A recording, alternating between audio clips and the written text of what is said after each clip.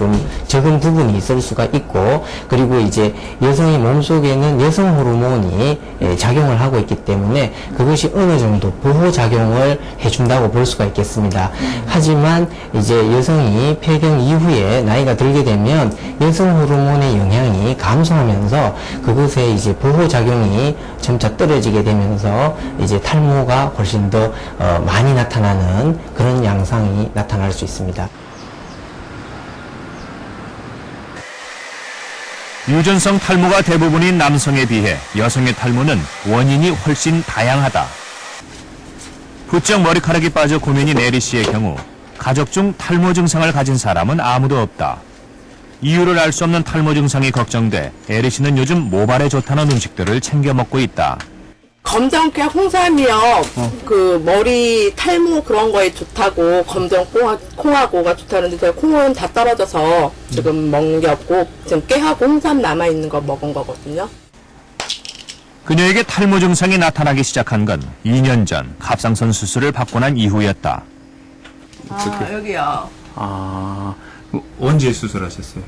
2008년 3월에. 요 근래 들어서 뭐 2, 3년 그래서 머리가 무척 많이 빠는다. 그리고 수시 갈수록 없어진다 해서 병원 가라. 그리고 네가 탈모 관리를 해라. 이러다가는 완전히 진짜 뻥들 나이 드신 분들 중에 보면 남자들 원형 탈모처럼 될 것 같다. 그렇게들 얘기를 하고 이제 미용실 가면 관리하라고 얘기를 하는데 탈모의 원인을 알아보기 위해 병원을 찾은 에리 씨.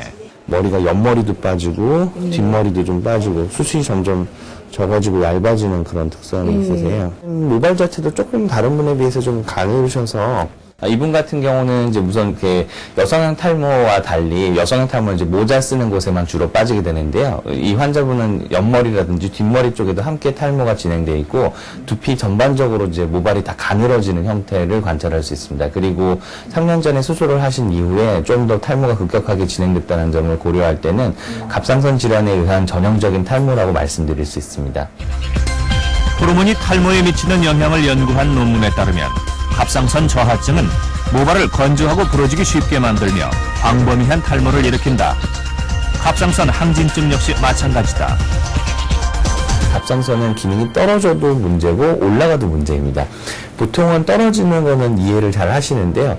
올라가면 머리가 계속 잘나지 않을까라고 가끔 생각하는데 케라틴 구조물을 만드는데 우리 몸의 밸런스는 과유불급이라고 하죠. 그래서 뭐든지 과도하게 올라가면 오히려 역작용으로 모발의 형성이 좀 잘 안 되는 문제가 생깁니다. 빨리 만들다 보면 대충 만들게 되고 자유에서 부러지게 되는 문제가 생기는 거죠.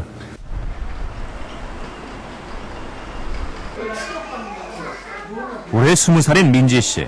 4년 전 동전 모양으로 빠지는 머리카락이 탈모의 시작이었다. 머리 빠지면 하얀 부분이 보이잖아요. 그게 많아요. 되게 군석구석 되게 많았어요. 하얀 부분이. 한 반 이상? 50% 이상? 그냥 멀리서 봐도 저 사람 머리 왜 저러지? 이 정도로 빠져서. 가발 좀 벗어봐. 아유, 이제 많이 났네. 머리카락이 많이 나고. 다행히 지금은 많이 호전된 상태다. 한껏 멋도 부리고 하고 싶은 것도 많은 20살 나이에 늘 가발을 쓰고 다녀야 하는 민지 씨. 24줄 먹여서 털이 나고. 왜 그녀에게 이런 일이 생긴 걸까?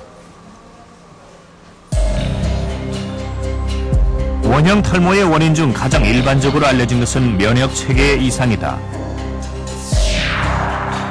면역 체계에 혼란이 오면 면역 세포는 자신의 모낭 세포를 적으로 오인하고 림프구에 신호를 보내게 된다. 림프구에서는 모낭과 싸울 수 있는 항체를 만들고 그 항체들은 자신의 모낭을 공격한다. 공격을 받은 모낭엔 염증이 생기게 되고 모낭이 손상되면서 모발이 빠지거나 더 이상 자라지 못하게 되는 것이다.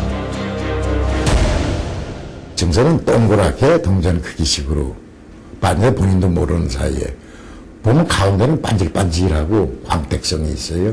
그래서 바깥쪽으로 점점 커가고 한 개가 아니라 여러 개가 생기면 그것이 합쳐지고 그렇게 되는 게 이제 보통 우리가 하는 원형 탈모입니다. 근데 이게 진행이 돼서 심해지면 머리카락이 다 빠지는 것. 그걸 전두 탈모라고 그러고.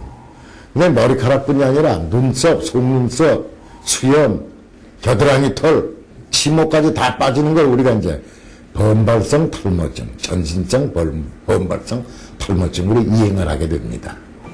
서울의 한 대학병원에서 만난 5살 현서는 머리 전체가 빠지는 전두 탈모 환자다.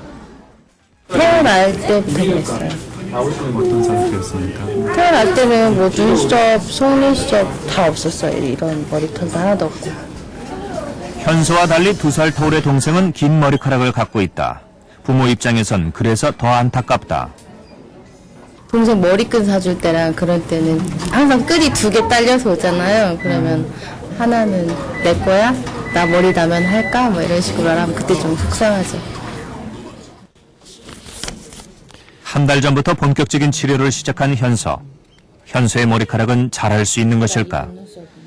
근데 지금 저기 한 이유가 지금 머리는 없는데 여기 털은 거의 정상이거든. 여기는 지금 여기는 아프다 그러고 잘 안 뽑혀. 여기는 쉽게 뽑히죠. 조금 뽑혀요. 한 달밖에 안 돼서 조금 더 한 2석 달은 경과를 지켜봐야 되겠습니다. 어떤 치료를 하든지 우리가 치료를 실패하는 이유 중에 하나가 너무 빨리 한 달 정도 치료하고 잘 안 나오면은 포기를 하는 게 아니라 포기를 하는 경우가 많은데 적어도 한 3-4달은 치료를 해보는 게 무척 중요합니다. 면역체계 이상 외에는 뚜렷한 원인을 알 수 없어 전두 탈모 환자와 가족들은 더 답답하고 힘든 시간을 보내야 한다.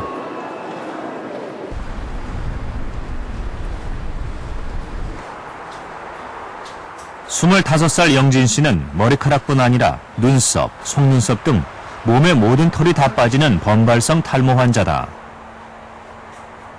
근데 아직 제가 나이가 어린지 뭐 용기가 없는지 모르겠는데 아직 이러고 나갈 수 있는 용기는 없는 것 같아요.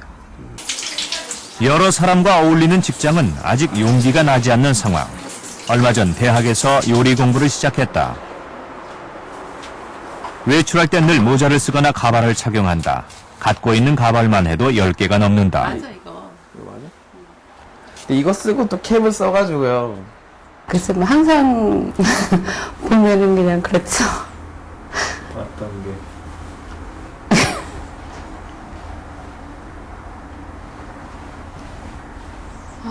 제가 더 막 제보다도 제가 막 너무 막 가슴이 그러니까 그 죄책감이 너무 많이 드는 것 같아요. 제가 잘못해서 애가 저렇게 된 것 같고 그래서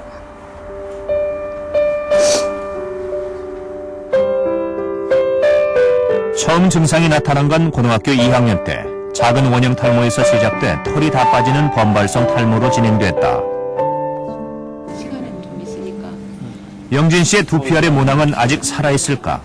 조직 검사를 통해 치료가 가능한지 알아보기로 했다.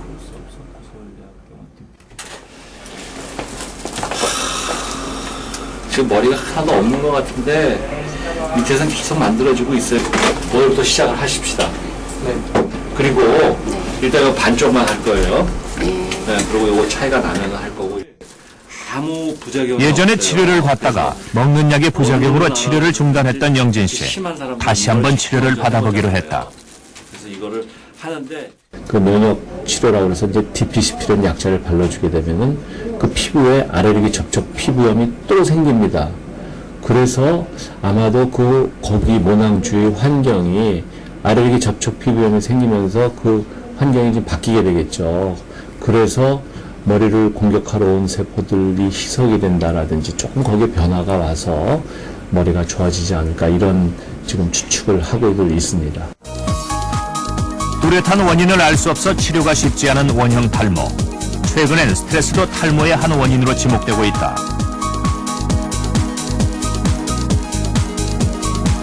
독일 리벡대학 랄프 파우스 박사팀은 쥐에게 어떤 스트레스를 주면 신경 전달 물질인 피물질이 분비돼 모낭 주위에 염증을 일으켜 털의 퇴행기를 앞당기고 털이 자라는 것을 억제하는 것을 관찰했다.